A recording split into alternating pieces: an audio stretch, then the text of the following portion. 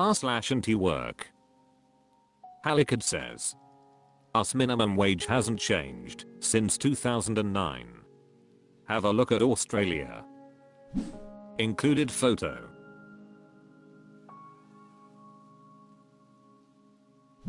Miner says, this was only possible because of trade unions. They push the case to increase minimum wage every single year. Carhold says, this is the answer. All other comments here are redundant, if not alluding to this fact. Embarrassed Ask 6134 says, that totally blows for the M/Americans, but the sad part is that the salary doesn't /T keep pace with the cost of living, even in the countries that increased the income. Wandering Brain Soul says, at least we have free emergency healthcare and free public healthcare. A broken bone won't bankrupt us. It's something I'm grateful for every day tbh. The Throwaway James says, yeah, but how much does a Big Mac meal cost there? /s It's just so sad how, even when the evidence is right in front of them, people will still defend us minimum wage workers being paid practically nothing, because if we pay them more, we will be forced to pay $18 for our Big Macs or just blame the liberals. Anna Thirstradingo says, $13 odd for a medium meal, approximate $8.65 USD. Edit, I just looked at the price for a Big Mac meal in the US. $13 USD, which is $19.50. Odd. What a frick, ein ripoff. The Throwaway James says, what a frick, ein ripoff. You are correct, it's depressing. Fast food is literally becoming a luxury food for some people here. That sounds like a joke, but it's the reality we currently find ourselves. But corporate profit is up, and that's what matters. McDonald's made over $19 million just last year. They can pay people more, and even still make big money, but they don't want to and never will. Askeded says, for comparison, the UK introduced one in 1999 at 3.60. It was 5.80. In 2009 it is currently 11.44. Although it's worth pointing out it's legal to pay anyone 16 to 22 under minimum wage, to various degrees. r/antiwork. Loris Khan says, the game is already set, how the economy always leaves us behind. Inequality has never been as visible as it is today. We look around and see houses that no one can afford, prices that are constantly rising, and salaries that are barely enough to cover the basics. And do you know what is behind this? Financialization and industrialization. These processes are transforming the economy into something that only serves those who are already at the top. When central banks print money, do you think it reaches us? No. It goes straight to the big banks and investment funds. And what do? They buy houses, land, companies, and transform everything into something that only those with a lot of money can access. For the rest of us, we are left with the bill for inflation, the bill for this unfair system. Meanwhile, employment is increasingly scarce and precarious. Factories have closed or moved to other countries, and what is left for us? Jobs that pay little and demand a lot. Purchasing power is decreasing, and the feeling of running around without getting anywhere is growing. It is as if the game is already rigged. Those who have money turn more money into power. Those who don't have money are stuck, paying daily for everything, with no chance of changing their position. The dream of owning a home, of having security, is being stolen from us, and all of this, because the system was designed to enrich those who are already rich. What hurts the most is realizing that this is not an accident. It is a choice, made at the top of the pyramid, far from us. Inequality is not an accident, it is the result of policies that prioritize the financial market over people. And if nothing changes, it will continue like this. We need to talk about this, we need to look for alternatives. Because, the way things are, only the 1% win, and the 99% are left with the bill. Crunchy Frog says. Game over. Wanling says. It's only work, if you show up. Future Emily 4938 says. All we need to do is flip-flop the tax rates. Labor pays what capital gains pays now, and capital gains pays the percentage that labor pays now. Garbageacon 1992 says. Yes, and the monetary base explosion accelerated this. That said, inequality has never been as visible as today. LMAO human history is filled with pyramidal systems, and the base was always frick addition. The cards someone without generational money can play with are scale, internet, and asymmetrical costs of life. Consolidation is inevitable in every single system, ironically if it is stable even more so, because it resets far less often. Financialization and central bonkers going crazy post-COVID just hyper-accelerated it. If you think it is bad for poor PPL, now imagine when the limits of borrowing/printing combined with low fertility hit countries all around the world. High debt, low fertility developing countries will be the first to go, but don't kid yourself. When net economy stops, it lines be brutal for everyone. Angrimagway 420 says. Organize. Get together and shut it down. You aren't going to get change without some work and sacrifice. Awkward Seaweed 5129 says. Sorry, this country is toast. Too many very dumb mofo here. Gloomidom says. The best solution for the common man I can think of is homesteading. Really simplify your life and stop buying into consumerism.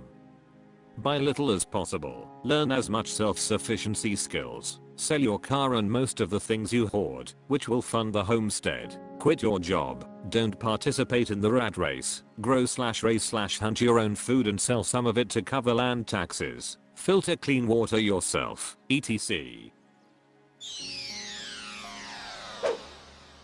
r/antiwork. Present Party 4402 says. America's underemployment problem. Despite record job growth, employees are not necessarily finding sustainable jobs that meet the cost of living. Surge.why. Herald Thwake says. Because reported stats don't mirror reality. 40,000 new jobs sounds great on paper. When all of those jobs are 8 hours a week at minimum wage, the reality is very different. Present Party 4402 says. 40,000 new jobs, but if they are all mini gigs paying peanuts, it's basically a stat flex with no real impact on people's lives. Numbers can be deceiving. A whole lot of attitude says. It's so weird how literally every one of society's problems points to corporate greed. I wonder what it must be. Damn millennials. Nat Startruckin says. Job numbers do not reflect the quality of jobs. Gallant 96 says. Because there is no law requiring a living wage, and if beating workers with whips was legal, they would do it in a heartbeat. Carol Farbman says. These days, government and reporting agencies are fudging the numbers. Like when they report on inflation, now it's mom instead of yoy. Whatever they can do to make it appear that things are actually better than they are. 40,000 less than part-time jobs were created.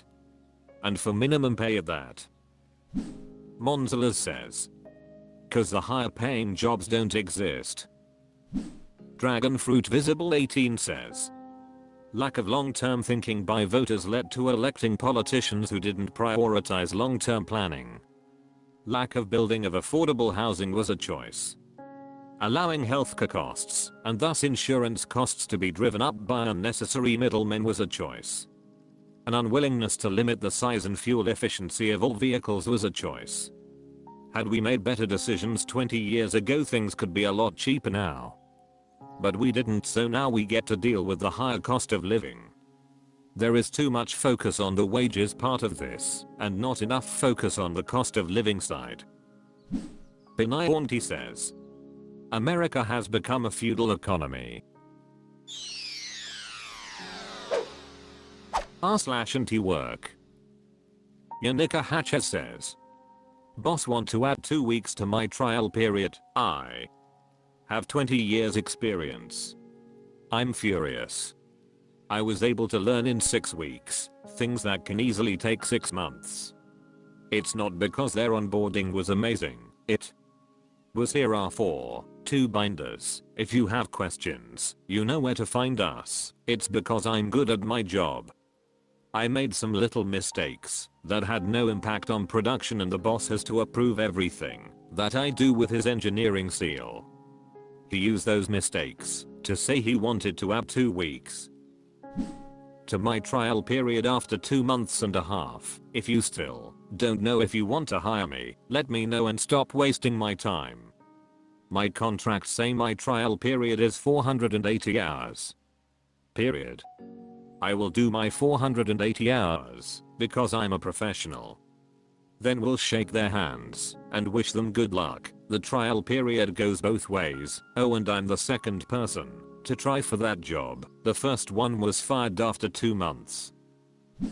Anxious Accident 179 says, you are a better person than me. I have similar experience and would tell someone offering me a trial to stick it somewhere. Snotgun says, paid or unpaid? Spencer 1994 says, after 2 months the last guy was fired? Sounded like they created a revolving door here for that position for the season. They expanded the trial period for the last guy and fired him on the last day. They plan to do the same for you. If you have another job at the ready or can afford it, I would say you should decline the extension and have them make the decision immediately. If you don't, smile, wave, do what you feel is right during the time you are there and find a new job during that period. Experts 17904 says, trial? You're being paid for this, right? Also, it sounds like they have a round of interviews lined up. 20 years experience, they prob think you will be too expensive. Maybe just confront the boss in a can I have 5 minutes of your time and sit down. Just be upfront with them. Ask them why they want an extra 2 weeks and if they're afraid you will cost too much or some other issue you can probably see they would think. Or just dip out like you wanted. Psychological Soul 928 says, a more serious comment than my first one. Management generally regards the review period as the time when people will be the most diligent. If you are making simple mistakes in that time, then should I expect more errors when you're full-time and potentially less diligent? Perhaps your boss also picked up on a sense of entitlement because you have 20 years of experience. Your technical skills are only one part of the evaluation. Your diligence, how you react to criticism, etc., are all part of the equation. The arrogance that this post exudes is overwhelming. Frankly, if I was you, I'd be thinking I don't want to mess up again and screw up this opportunity. Instead, you're getting all huffy. I've worked with people that aren't diligent and don't own their mistakes. It's not fun and frequently results in an emergency for other people. You're furious because a guy has reservations about you? If he sees this post, then you've confirmed his worst assumptions.